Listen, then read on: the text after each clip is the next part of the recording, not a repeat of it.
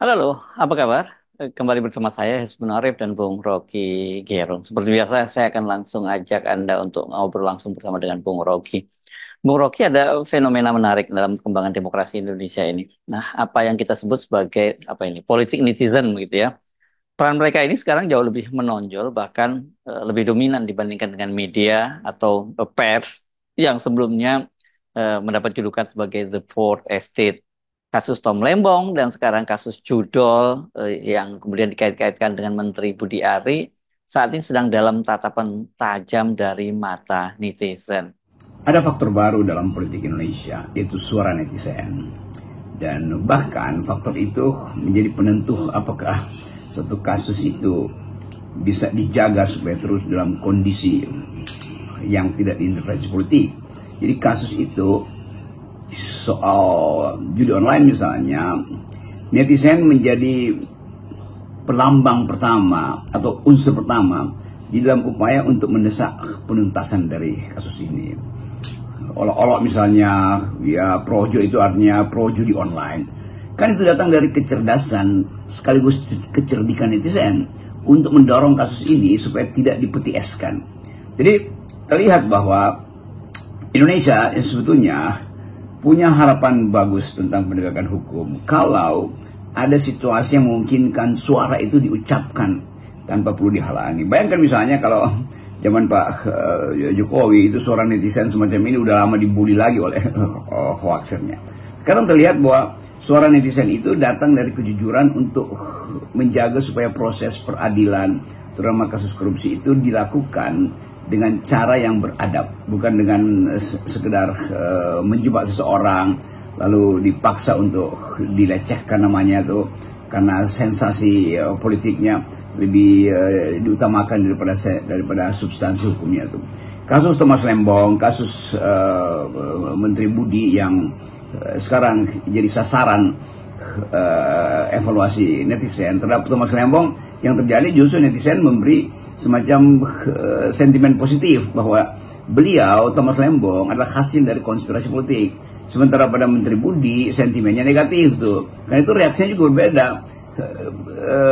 Kalangan di sekitar Pak Menteri Budi ini, Menteri Budi namanya itu, ya dia teman saya tentu, tetapi kita selalu ingin pisahkan antara persahabatan dengan kebersihan politik. Jadi netizen justru mengintai bahwa projo ini memang terlibat dari awal. Dan itu yang kemudian diindikasikan lewat berbagai macam sinisme di media sosial.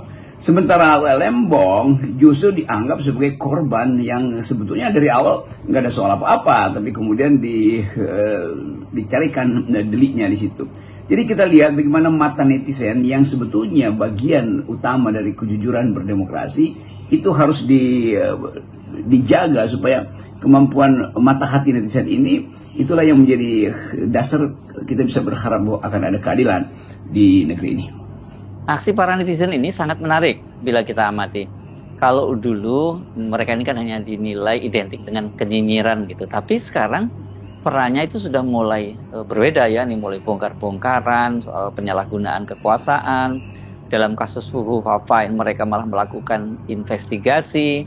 Dalam kasus Judol mereka itu membantu publik mendapatkan informasi tentang peta siapa yang terlibat dalam permainan judul ini, termasuk mereka yang berada di birokrasi pemerintahan dan juga kekuasaan. Ya tentu saja netizen hanya berfungsi untuk menjaga status etis dari peradilan-peradilan atau dari kasus-kasus ini kan. Tetapi investigasi yang sifatnya investigasi kriminal tentu adalah hak dari kejaksaan atau kepolisian atau KPK bahkan tuh. Bahwa Pak Budi ini menteri itu menggantikan menteri sebelumnya Pak Nasdem ini siapa namanya Pak yang dari Nasdem. Jadi mungkin sekali ini petah yang udah berlangsung lama dan tentu di belakang perjudian online selalu ada pengaman modal, pengaman politik maupun pengamanan aparat, kan itu konstruksinya begitu. Tapi biarkan itu menjadi aktivitas penelitian, reserse atau penyelidikan tuh. Yang menjadi poin kita hari ini adalah fungsi dari netizen di dalam mendorong dan mengawasi proses penyidikan itu. Apakah misalnya judi online ini bandarnya itu direstui oleh kekuasaan, berapa banyak misalnya diduga aparat di dalam Kementerian Informasi ini yang terlibat. Kan ini baru ada berapa, 11 atau, tentu ini adalah jaringan yang lebih luas yang kita tahu sebetulnya, atau kita tidak boleh menduga sesuatu yang sebelum dia dibuktikan secara hukum. Yang boleh kita duga adalah suara netizen ini sudah mendahului proses peradilan dan suara netizen. Walaupun itu disebut sebagai street justice, keadilan jalanan, tetapi dia fungsional untuk menimbulkan semacam keseriusan dalam menangani kasus judi online ini. Kita bisa bayangkan bahwa si menteri ini sebetulnya nanam kepentingan di situ. Bahkan mungkin ya mendekat-dekat di dalam dinasti Jokowi, pasti ada bagian juga yang dapat keuntungan dari situ. Kan kalau kita bicara political economy of judi online ini, tentu di dalamnya ada jaringan kekuasaan, dan kepentingan kekuasaan tentu dikaitkan dengan operasi politik. Kan semua itu yang kita maksud sebagai proses rumit yang mudah diurai sebetulnya, walaupun jaring laba-laba di judi online itu dengan mudah kita duga tuh di intinya siapa, jaring pertama siapa, laba-labanya siapa, yang dijerat siapa, atau nyamuknya siapa. Kan itu masalah yang sangat mudah untuk dipetakan. Tetapi pemetaan itu tidak boleh menghentikan kasus ini karena dugaan bahwa petanya akan jadi lebar, bahwa sarang laba-labanya itu akan menuju pada inti dari sarang itu, yaitu istana misalnya. Kan harus begitu kita menduga proses-proses hukum yang ada di negeri ini hari ini, bahwa di dalam proses hukum di ujungnya pasti ada tukar tambah politik. Kalau kita merujuk pada kasus sebelumnya, yakni kasus Verdi Sambo misalnya, pada waktu itu kan kita mendapati diagram siapa saja perwira tinggi kepolisian yang terlibat dalam bisnis judol, dan kemudian setelah rame-rame itu kan Kapolri memerintahkan pemberantasan judol. Nah sekarang ini tampaknya netizen membaca ada kaitannya judol ini, mereka mungkin membaca mengendus gitu ya, kaitannya judol dengan parpol, olok-olok, sindiran atau meme bahwa singkatan projo adalah pro judi online. Ini kan sebenarnya membawa kita pada satu kecurigaan, kita mencium ada kecurigaan dari netizen terhadap rencana Pak Jokowi mengubah projo menjadi partai politik. Siapa yang berkepentingan dengan pembongkaran konstruksi judi online ini atau jaringan judi online ini? Ya pasti elit yang ada di dalamnya tuh, yang mungkin udah pecah kongsi, lalu mulai menganggap bahwa ya sebaiknya dibuka, sebaiknya saling mengintai dan saling menjebak. Tapi sekali lagi, ini adalah soal yang memungkinkan kita percaya bahwa penegakan hukum di era Pak Prabowo itu bisa berlanjut. Dan kepastian-kepastian ini yang lagi juga dievaluasi oleh masyarakat sipil.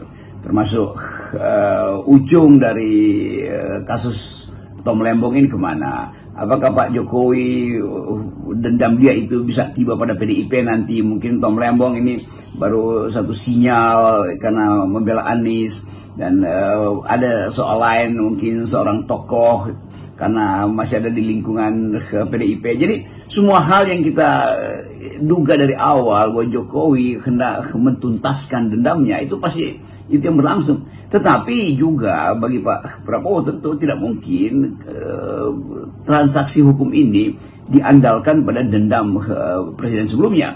Karena itu juga buruk bagi Pak Prabowo, karena limpahan kasus ini juga akan ditangani oleh Menteri Hukum atau sistem penegakan hukum yang ada di bawah kendali Pak Prabowo. Jadi harus ada semacam keterangan yang agak official dari Gerindra, dan saya kira itu sedang dipersiapkan, bahwa semua hal yang menyangkut kasus yang kelihatannya sumir, di belakangnya pasti ada kepentingan politik. Dan Gerindra tentu mesti terangkan kepentingan politik apa yang bisa menghalangi proses hukum, sebaliknya kepentingan politik apa yang justru dipakai untuk menjebak-jebak para tersangka di dalam soal korupsi ini. Jadi ini penanda pertama bahwa ada keseriusan dari pemerintahnya baru Prabowo untuk menegakkan hukum, tapi kemudian keseriusan itu sebagai pintu masuk yang memungkinkan pihak Pak Jokowi justru merasa terancam. Karena itu dengan alasan keseriusan lalu dicarikanlah kriminal-kriminal yang dikriminalisasi, diatur, direkayasa untuk dikriminalkan. Nah, sekali lagi ini urusan dendam dengan dendam sebetulnya tuh. Kalau Projo diacak-acak, tentu yang punya kepentingan adalah mereka yang melihat bahwa Projo itu adalah komplotan di balik Pak Jokowi. Kita sebut kata komplotan karena akhirnya kata itu yang ada di dalam benak publik hari-hari ini itu. Dan berbahaya sebetulnya kalau bagi publik merasa komplotan ini akan berupaya untuk membackup lagi Presiden Jokowi atau Gibran nanti untuk kepentingan yang sama, yaitu pengusulan Gibran di 2029 tapi dengan cara yang masih cawe-cawe. Jadi terbaca, saya balik lagi pada prinsip netizen itu membaca itu sebagai komplotan baru dan persiapan untuk partai baru misalnya tuh.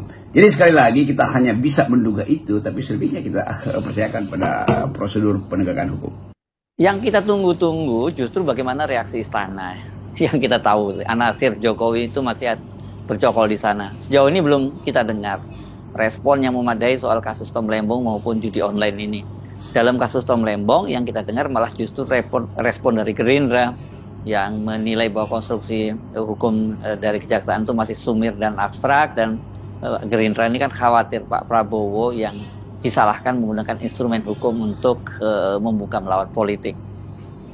Ya, itu pertanyaan terakhir, bagaimana istana bereaksi terhadap kasus ini. Jadi juru-juru bicara istana, kapasitas komunikasi mereka akan berhadapan dengan suara netizen. Kan masih terlihat bahwa istana dikuasai oleh beberapa lembaga survei untuk menghalangi opini publik berkembang menjadi tuntutan politik. Dan terlihat bahwa kapasitas itu tidak dipunyai lagi oleh mereka yang ada di istana sekarang kan.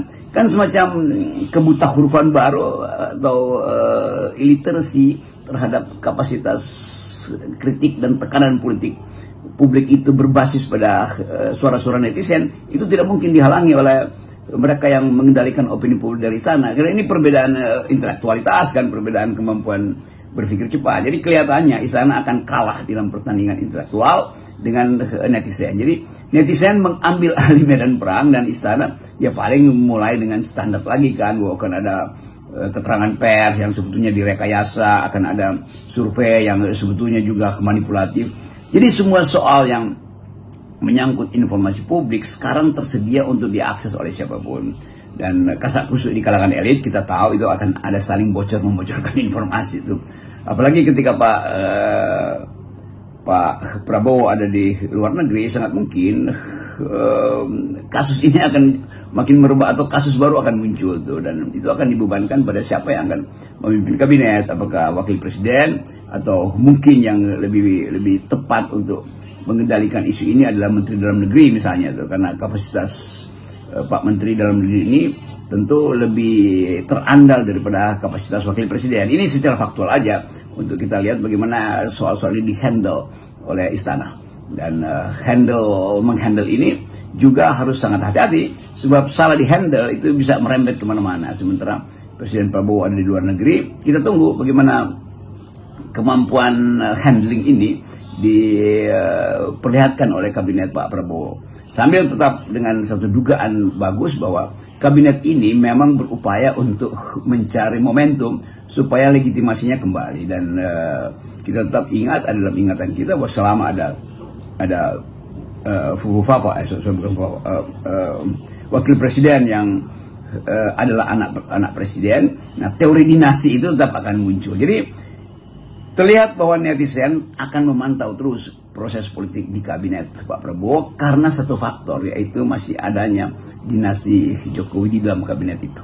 Nah ini kalau kita perhatikan Bung Rocky, dari 2 pekan awal pemerintahan Prabowo, kita kan bisa melihat dinamika kabinet itu sangat keras. Tidak mudah menyatukan berbagai kepentingan, kendati kita sering mendengar kalimat tidak ada visi menteri yang ada visi presiden.